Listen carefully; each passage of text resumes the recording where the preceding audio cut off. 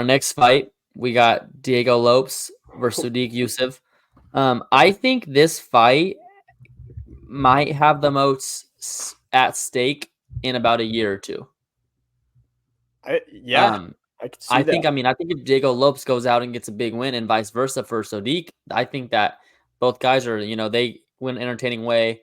They're good on the mic after they put themselves in a big time fight. Dude, and their ages as well in that featherweight division. You heard Elia saying it. He wants some fresh blood up there. I completely agree with you. Dude, this one is so exciting.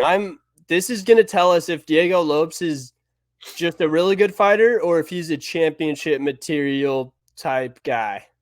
Yeah. He has a lot of fights for only being 29 years old, 29 professional fights, so he's experienced in there. It's kind of weird. He comes out of the Mexican MMA circuit, even though he's Brazilian. I think he moved to Mexico with his coach when he was about 18 or 19 and kind of came up through the ranks there.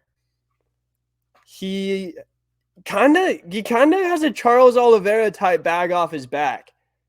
Yeah. He is insanely lethal. He really bursted onto the scene in that Evil fight when he took it short notice and almost won the thing. What do you got for us here? Yeah, it's a tough fight from here. Like you said, I could definitely see like Diego Lopes just going out and dominating and being the next guy up, calling his shot. But then I can also see like we've seen it before where these guys are trending up, and then just we get one of those guys like Sodiq, so just like, nah, you're not. There's levels. Mm-hmm. It's always tough to pick because you always want to just go with the guy that's trending up. You never know until you see it, and then we're gonna come back here on Monday and be like, damn, there's levels. There were so many reasons why we should have picked Sodiq, but yeah, this one I don't know. I was torn. I'm gonna sit back and I'm gonna enjoy this one, man. I don't know if my life depended on it, I'd probably go Sodiq, honestly. Okay.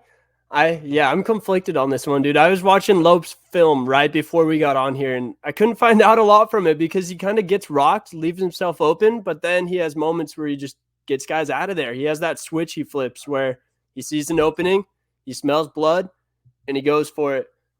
Sodiq's only losses in his career, at least in the UFC, are to Edson Barboza and Arnold Allen. So those are two of the best strikers in featherweight.